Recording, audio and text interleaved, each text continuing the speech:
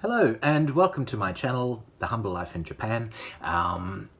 Today we'll be talking about a bit of a pet peeve of mine and one of my many hobbies. We'll be talking about H4 LED headlight conversions for cars with regular H4 halogen headlights. A bit of my background, I'm a guy from Australia. I have semi-retired, living here in a very small village in the mountains of Nara in Japan. And as a hobby, I have been working on cars for a number of years. I've also been exporting old European cars back to Europe. I look for particularly good examples here and then sell them back to Germany primarily. Having said that, today we'll be talking about these LED headlight conversions, and the reason I am making this video is I have recently bought 5 sets of LED headlights and have found them to be absolutely woeful and have not found one that I could recommend to my friends and neighbours here. I do prepare people's cars for the safety inspection that we have every 2 years here in Japan, and find that so many cars are fitted with headlights that simply will not pass an official inspection. And here they just put them in front of a machine. If you don't have sufficient light, or if you have light bleed beyond the light pattern, it will be a fail. There are no ifs, buts or maybes. So they are quite strict. I do this out of an interest of self-preservation as well, because I drive a lot at night here in the mountains. The roads are constantly full of fallen rocks, full of debris from trees, as well as animals. Occasionally you get pedestrians in the middle of the night in dark clothing walking on the road. A lot of bike riders in tunnels with no lights on wearing dark clothing. So good headlights are absolutely essential. And when you're blinded by an oncoming car, it is very easy to overlook something. I recently test drove a Mercedes that belongs to one of my friends, and punctured a tire on a rock on the road, and can speak from experience. It's very expensive, even for a minor little thing like that. You're down a few $100s almost immediately. So what you'll see today is 3 comparisons, and they are the factory halogen headlight globe in a 2009 Suzuki Alto headlight. It is a reflector headlight, and essentially we show the cutoff line that produces the light output with a regular headlight globe. Then we move on to one that is absolutely awful, super bright. However, what it actually gets onto the road is another story, because a lot of the light is bled beyond the light pattern. And the third one is a new one that I just received, and I'm very pleasantly surprised and can say with a good degree of comfort, this is the one I'll be using in my own cars. I actually have 6 cars and a motorbike, plus I'll be using them in friends and neighbours' cars as well. Because when I travel toward a car, I like to see the road, and I'd like them to see where they're going. None of which is happening with the rubbish that's being fitted here. So without further ado, enough of my face. Enjoy, and please like, share and subscribe if you enjoy what you've seen. Right at the end, you'll also get the name of the items, and I'm not sponsored. This is all product that I've paid for with my own money, and as I said, this is purely a passion thing. Anyway, enjoy.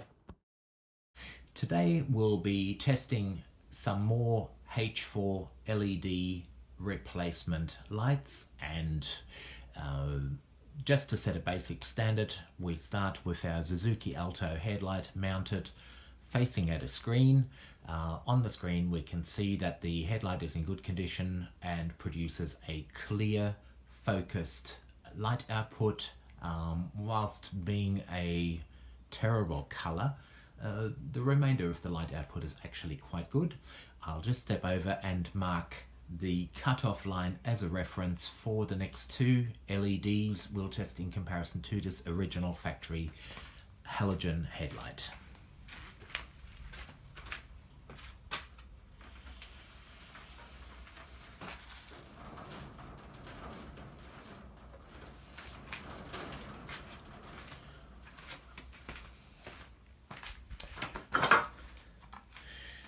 And there we can see roughly where the cutoff is in the standard position with a standard headlight globe.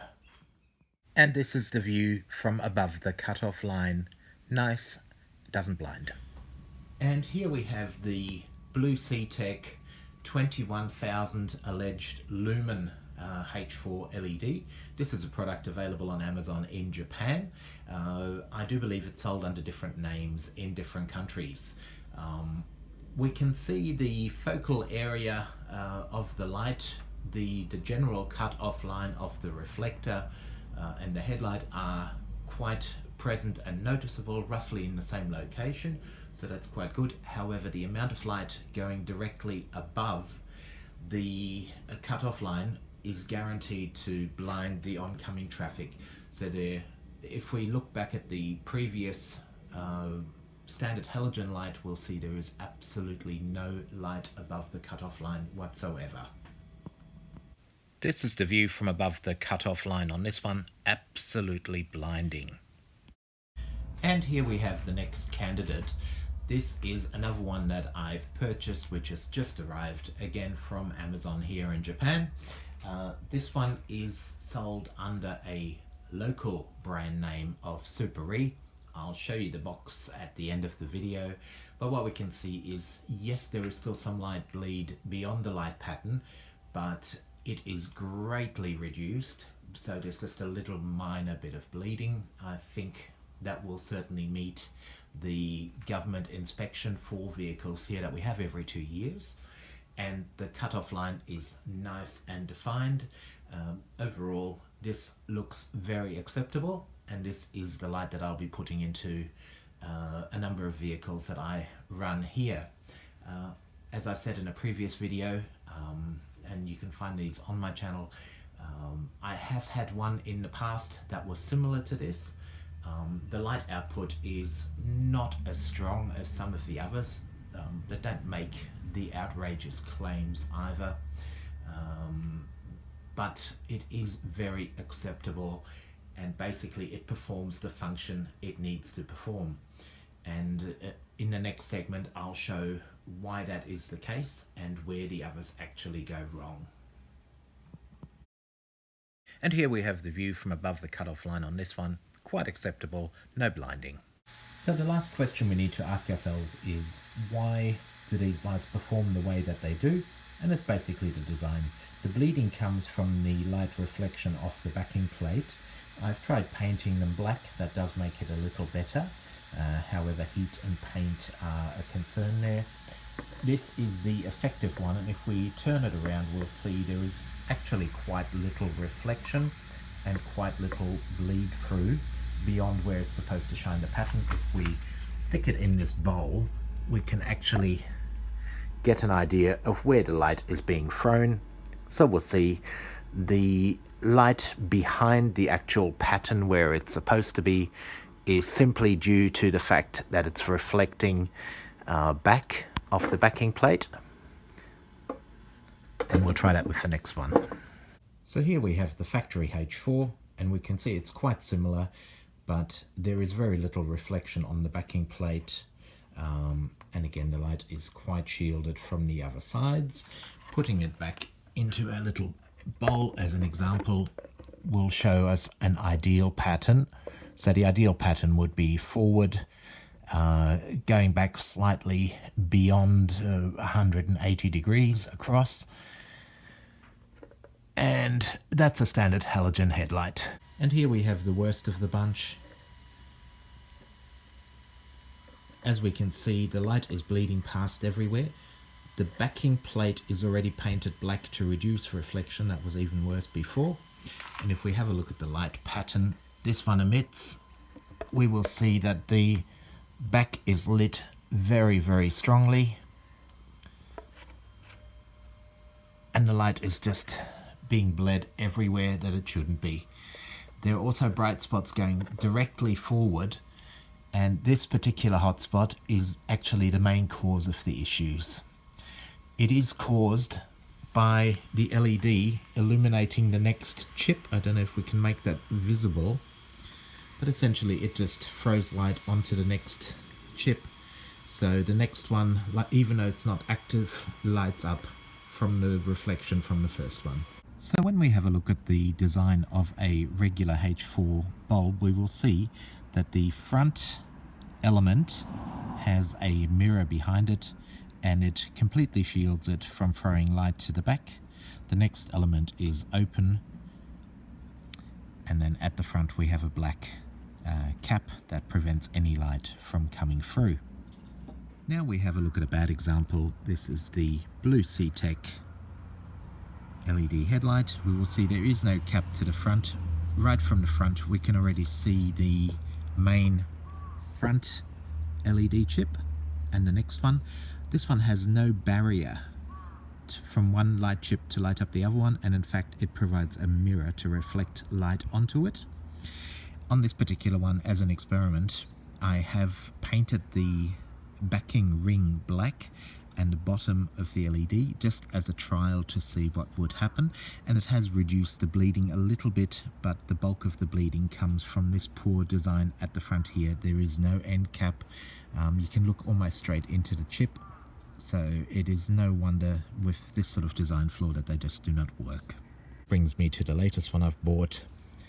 This is sold as a Super E K series here in Japan. I'm sure the branding is just that of a generic product. When we have a look from the front, the chip is never, the low beam chip that is never visible. We can see the high beam chip popping through there, but we have to turn it right around to see the low beam. And in order to stop a reflection going back onto the high beam chip, there is actually a physical barrier in place. So this one doesn't reflect. The only parts that do reflect are the backing plate and the little side fins there. That is still an area where this could be improved. I will probably try blacking these out before I fit them into a car. Although the overall bleed is not that dissimilar from a H4. But in general, this design is quite good. They also feature a fan and have a the electronics in a separate heatsink case before you get to the plug. This is what will be going into my own cars. We have my little truck over here. We have a little Suzuki Alto there, a little Daihatsu there. We have a Mercedes there, and I also have another Suzuki Alto that will also be getting it. Thanks for watching, and please don't be this guy coming the other way. Nobody needs that.